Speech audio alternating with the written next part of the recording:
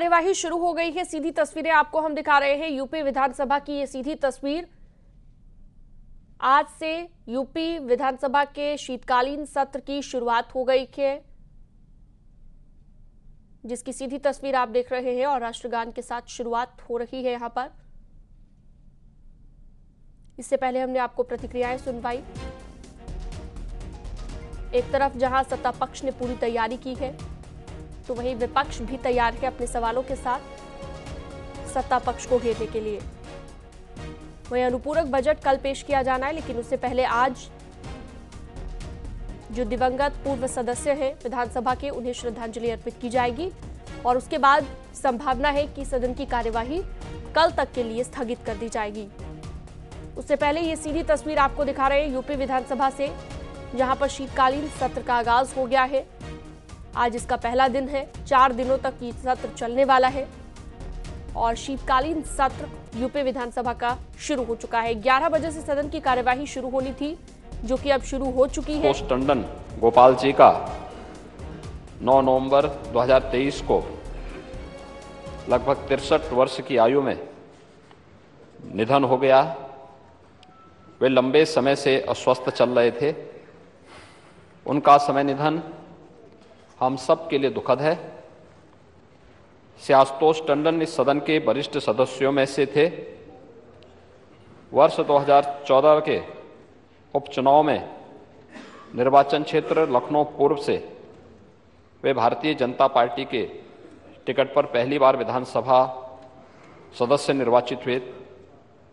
तत्पश्चात वर्ष 2017 तथा 2022 में लगातार तीसरी बार इस सदन के लिए निर्वाचित हुए। वे विधानसभा की नियम समिति, प्रश्न एवं संदर्भ समिति तो वर्तमान में विशेषाधिकार समिति के सदस्य थे। 2017 से 2022 तक उन्होंने सरकार में कैबिनेट मंत्री के रूप में भी कार्य किया।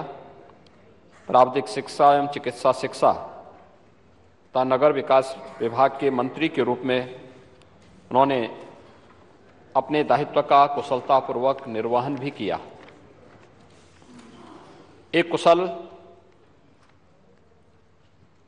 मंत्री के रूप में श्री आशुतोष टंडन की प्रयागराज कुंभ 2019 के भव्य आयोजन, अयोध्या में दीपोत्सव कार्यक्रम, one district one medical college तथा तकनीकी शिक्षा के उन्नयन एवं नगर विकास के कार्यक्रमों में एक महत्वपूर्ण और सकारात्मक भूमिका थी।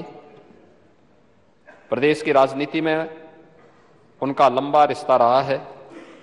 राजनीतिक गुण उन्हें विरासत में मिले थे। छात्र जीवन से ही वे अखिल भारतीय विद्यार्थी परिषद में सक्रिय रहे। वर्ष 1980 में भारतीय जनता पार्टी युवा मोर्चा के महानगर इकाई के उपाध्यक्ष बनने के बाद वे सक्रिय राजनीति में आए। वे भारतीय जनता पार्टी की प्रदेश इकाई के मंत्री, प्रदेश उपाध्यक्ष भी रहे। पार्टी संगठन के कार्यों का उन्हें गहरा अनुभव था। एक कर्मठ तथा समर्पित नेता के रूप में उनका योगदान सदैव महत्वपूर्ण रहा।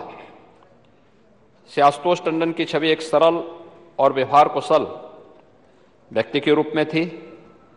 हर वर्ग में वे लोकप्रिय थे। स्नेह से लोग उन्हें गोपाल जी के नाम से पुकारते थे। एक समर्पित जनप्रतिनिधि के रूप में लखनऊ तथा प्रदेश के विकास में उनका विशेष योगदान रहा। कॉमर्स एवं बैंकिंग क्षेत्र में उनकी गहरी रुचि थी। वे यूनियन बैंक ऑफ इंडिया के निदेशक भी रहे। वे श्री शिव अन्नपूर्णा ट्रस्ट धर्मशाला, श्री कोणेश्वर महादेव मंदिर ट्रस्ट तथा श्री लालजी टंडन फाउंडेशन ट्रस्ट के अध्यक्ष तथा श्री कालीचरण पीजी कॉलेज के ट्रस्टी के रूप में विभिन्न धार्मिक, सामाजिक एवं शैक्षणिक कार्यों से भी जुड़े रहे।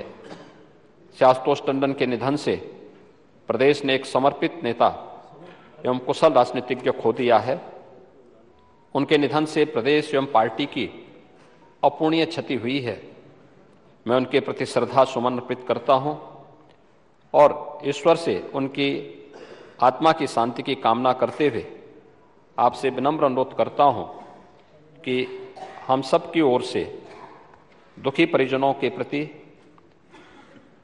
हमारी संवेदना को पहुंचाने की कृपा करें।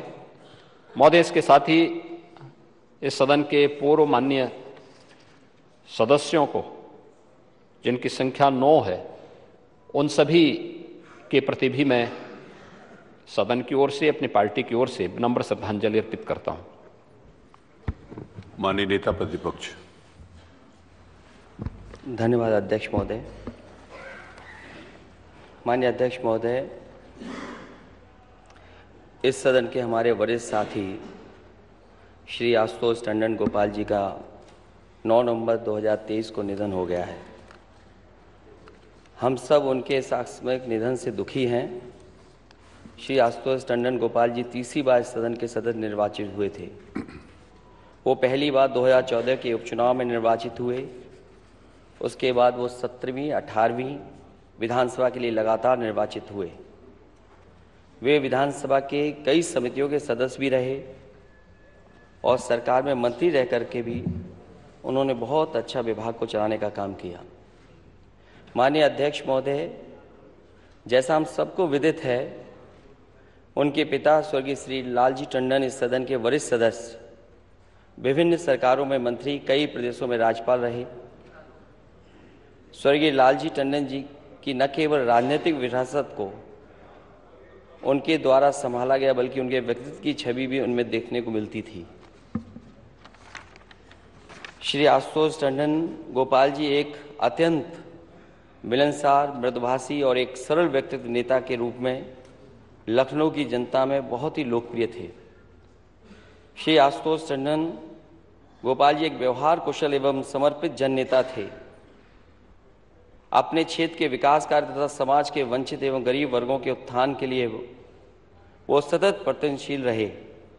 सेवा भाव के कारण अपने क्षेत्र में उनकी छवि एक लोकप्रिय नेता की भी थी। श्री आशुतोष टंडन गोपाल जी के निधन से प्रदेश ने एक युवा नेता एवं कुशल राजनीतिज्ञ खो दिया है। उनके निधन से समाज की अपूर्ण क्षति हुई है। मैं उनके प्रति श्रद्धा सुमन अर्पित करता हूं और ईश्वर से उनकी आत्मा की शांति की कामना करते हुए उनके दुखी परिजनों के प्रति हार्दिक संवेदना व्यक्त करता हूं। अध्यक्ष महोदय, इसके साथ साथ हमारे सदन के कई सदस्य वो आज हमारे बीच में नहीं हैं। 9 भूतपूर्व सदस्यों का निधन भी हुआ है, जिसमें खालिद गौरी जी, कृष्ण किंकर सिंह जी, रामपाल यादव, श्री नरेश चंद जी, श्री जगबीर सिंह, श्री गणपत सिंह, डॉक्टर दिनेश जौहरी, श्री अनिल कुमार दोहरे, श्री महावीर सिंह राणा। अध्यक्ष महोदय, इनमें से कई माननीय सदस्य ऐसे रहे जिनके साथ हम लोगों को काम करने का मौका मिला है। समय समय पर उनके बीच में हम लोग राजनीति के कई कार्यक्रमों में शामिल रहे हैं। हम सब दुखी हैं उनके जाने के बाद।